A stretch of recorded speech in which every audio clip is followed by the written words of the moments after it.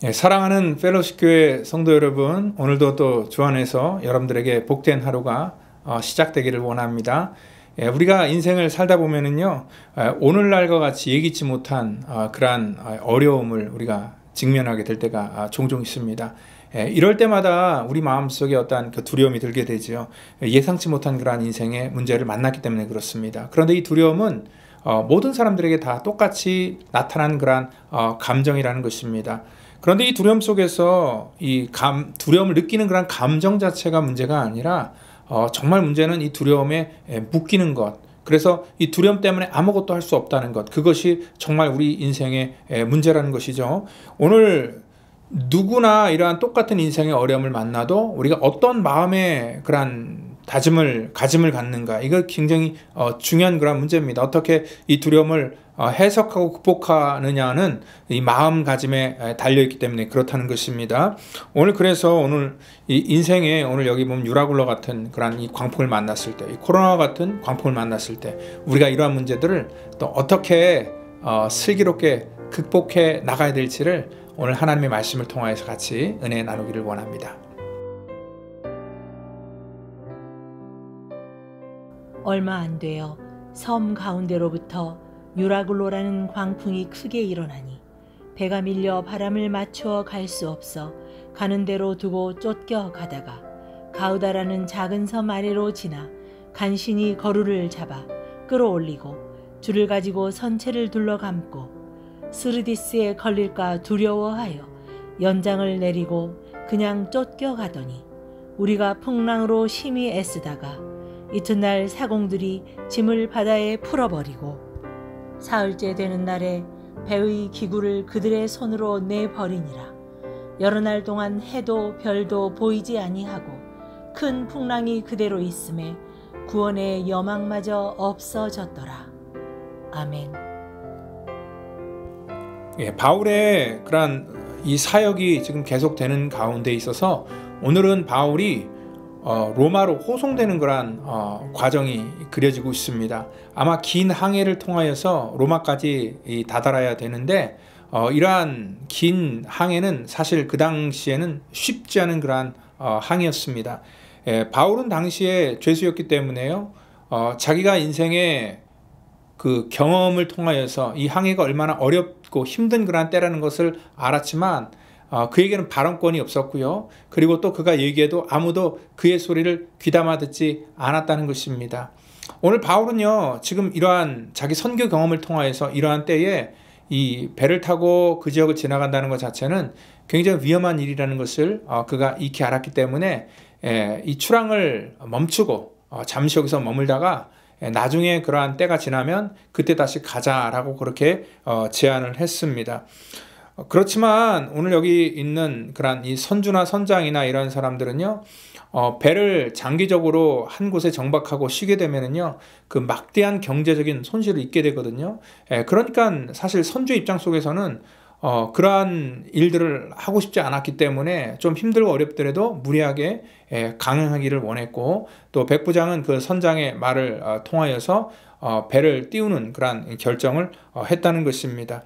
오늘 여기 경제적인 그러한 이 손실이 얼마 못 가서 14절에 보니까 임하게 됩니다. 정말 바울의 말대로 예기치 않은 인생에 정말 유라굴라 같은 엄청난 큰 강풍이 그들의 삶 속에 임했다는 것입니다. 배는요, 방향을 잃고 표류하게 되고요. 그리고 또한 이틀이 지나니까 선원들이 더 이상 살 희망이 없으니까 배에 있는 모든 그러한 이 화물 같은 것들을 전부 다 물 밖으로 던져버립니다. 그리고 또 사흘이 지나니까 심지어는 배에 있는 모든 기구들도 다 내던져버립니다. 이제 더 이상 그 풍랑한 배에서 아무 의미가 없기 때문에 그들은 이제 목숨만 부재한 채 그 배에 홀로 남게 된다는 것입니다. 살아갈 희망이라는 건 전혀 없습니다. 14일 동안 그들은 거의 먹지도 마시지도 못하고 그는 이 풍랑과 정말 이 바다 한가운데서 표류하면서 싸워야 됐다는 것입니다. 이 무리들 속에는요, 바울도 들어가 있지요. 바울이라고 해서 여기서 두려움을 느끼지 않는 것은 아니었습니다. 바울도 역시 똑같이 무섭고 어려웠습니다. 여러분들, 바울이라고 그런 상황 속에서 고통을 느끼지 않고 또 두려움을 느끼지 않는다는 것이 아닙니다. 이 말은 우리가 이 땅 가운데 살면서 우리가 예수를 믿어도 우리의 생활의 환경과 여건 때문에 분명히 우리도 똑같이 두려움을 느낄 수 있습니다. 비즈니스가 안 되면은 똑같이 예수 믿는 사람도 걱정하고 고민하고 미래에 대해서 두려워할 수가 있습니다. 그리고 몸에 질병이 왔을 때 우리 가운데 두려움이 있는 것, 그것은 당연한 것입니다. 여러분들 아무리 뭐 병 걸렸는데 나는 예수 믿기 때문에 하나도 두렵지 않아 라고 말할 수가 없습니다. 우리의 삶 속에 항상 이 두려움이라는 것은 자연스러운 감정이기 때문에 그렇다는 것입니다.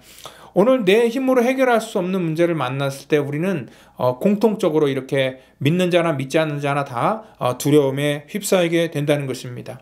그런데요, 우리가 두려움을 느끼는 것과 또 두려움에 우리가 붙들린 것은 전혀 또 다른 문제라는 것을 우리는 아셔야 된다는 것입니다. 이 두려움이라는 것은 그 자체가 갖고 있는 힘이 있는데요. 그 두려움을 가지고 오늘 이 사람들을 제압할 수 있고 또 사람들의 마음을 굳게 만들 수 있다는 것입니다. 여러분들 우리가 이러한 것들을 패닉 상태다라고 얘기를 합니다. 한번 이러한 이 두려움에 우리가 확 붙들려서 패닉 상태가 되면은요, 다음에 똑같은 일들을 만날 때 우리는 그 상황 속에서 꼼짝을 못하는 그러한 우리의 심리적인 상태를 말한다는 것이죠. 그래서 우리가 이 땅에 살면서 이 패닉에 한번 붙들리게 되면은요, 이 뇌의 기능이 정지돼 버리고 아무것도 할 수 없는 그러한 상태에 놓이게 된다는 것입니다. 여러분, 우리가 운동 경기를 통해서 보면 가끔 그러한 경우를 볼 수 있죠. 잘하다가 갑자기 어느 선수가 또 어느 팀이 한 두려움을 공통적으로 느끼게 되면은요, 그때부터는 과연 저 사람이 그 전에 봤던 그 선수가 맞나, 그리고 저 팀이 과연 그 전에 내가 봤던 그 팀이 맞나 할 정도로 전혀 다른 그런 이 플레이를 하는 경우들을 우리가 흔히 볼 수 있다는 거죠. 왜냐하면 이미 그 사람의 마음에 이 두려움이라는 것이 그 마음을 붙들고 있기 때문에 아무것도 못하게 한다는 것입니다. 오늘 여기 이 사단은요, 이 배 가운데 와서 이 유라굴라 강풍을 통해서 절망의 소리로 얘기할 수 있습니다. 이미 너희들의 인생은 다 끝났다. 그리고 너희들이 이제 더 이상 살 희망도 없고 이제는 포기하라는 그런 말들이 들릴 것입니다. 우리도 때로는 이러한 코로나 장기화로 인하여서 우리의 삶이 어려워질 때에 이런 소리들이 우리 속에 들릴 수 있습니다. 유라굴라 강풍처럼 거기 안에 다 던져버리고 정말 이제는 아무것도 던질 것도 없이 목숨만 부지하면서 숨만 헐떡헐떡거리고 남아있는 우리들의 상태를 보면서 우리는 더 이상 아무것도 할 수 없고 연약한 상태고 이제는 끝났다라고 말할 수 있는 그런 우리 인생이 될 수도 있습니다. 그런데 우리 믿는 자들에게는 이러한 상황 속에서도 또 다른 소리가 들리는 것을 우리는 귀 기울여서 들어야 됩니다. 특별히 24절에 오늘 바울에게 말하는데, 바울아 두려워하지 말고 내가 가이사 앞에 서야 하겠고 또 하나님께서 너와 함께 항해하는 자를 다 내게 주셨다 하였으니, 바울에게 두려워하니까 당연히 두려워하지 말라고 얘기를 했겠죠. 근데 두려워하지 말라 얘기를 하면서 내가 반드시 너에게 준 그런 사명대로 너는 가이사 앞에 설 것이고, 그 말은 이 배에서 죽는 게 아니라 너는 살아서 로마까지 가게 될 것이고, 또 거기서 하나님께서 또 그에게 맡겨주신 그러한 사명을 계속 감당해야 된다라는 것들을 지금 알려주고 있습니다. 그래서 바울은요, 이런 상황 속에서 다시 정신을 차리고 두려움에 묶이는 것이 아니라 두려움 속에서 그는 외칠 수 있었다는 것입니다. 여러분들, 이것이 바로 하나님의 거룩한 백성의 그러한 이 권세라는 것입니다.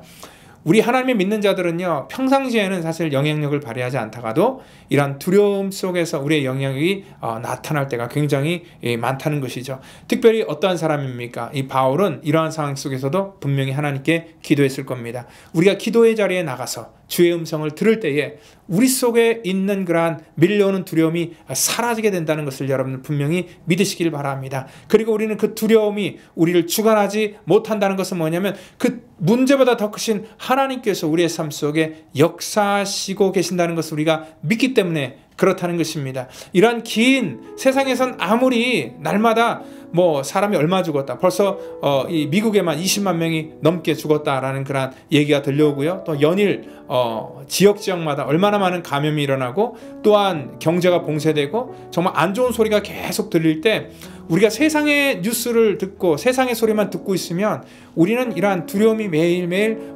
반복적으로 우리 속에 들어와서 우리를 엄습하지만, 이럴 때일수록 우리가 뉴스를 듣기보다는요, 사실은 하나님의 말씀에 더 귀 기울이시기를 바랍니다. 주님께서 어떻게 우리 삶 속에 역사하시기를 원하실까? 그리고 주님은 우리를 통해서 무엇하기를 원하실까? 그리고 또한 이러한 시대에서 내가 해야 될 일이 무엇일까? 이러한 거룩한 사명을 붙들고 나아가는 자들에게 하나님의 음성이 들리고 그 음성을 통해서 이러한 시대 속에서도 당당하게 여러분들 승리할 수 있다는 것을 여러분들 분명히 믿으시길 바랍니다. 오늘도 우리가 두려움을 느끼는 것은 보편적인 감정인데 이 두려움을 느끼는 것과 두려움에 묶이는 것은 완전히 다르다는 것을 말씀드렸습니다. 오늘 예수 믿는 사람들은 두려움에 묶이지 않는 자들입니다. 여러분들 우리 삶 속에서 하나님의 능력이 함께 하셔서 오늘 이 힘든 시대를 또 하나님과 동행하는 그런 거룩한 성도가 되기를 오늘도 예수님의 이름으로 축원드립니다. 다 같이 기도합니다. 주님 감사합니다. 하나님 우리 인생의 때에 모든 사람들이 정말 두렵고 힘들고 연약한 그러한 때를 살아가지만 정말 우리가 듣기를 원하는 것은 이러한 세상의 소식이 아니라 하나님의 구원의 소식이요 또 하나님의 그러한 은혜의 그러한 귀한 말씀을 우리가 듣기를 원합니다. 하나님 우리 한 사람 한 사람 믿음으로 세워주셔서 믿음 가운데 바로 서게 하시고 특별히 이러한 힘든 시간들을 하나님 믿음으로 잘 극복해 나가고 하나님의 놀라운 은혜를 모두가 다 경험하는 그런 복된 기회로 하나님 허락해 주시옵소서. 오늘도 우리의 하루의 삶 속에 그런 하나님의 도우심과 위로가 넘치기를 저들 간절히 바라고 나오며 사랑이 많으신 예수 그리스도의 이름으로 감사하며 기도드립니다. 아멘.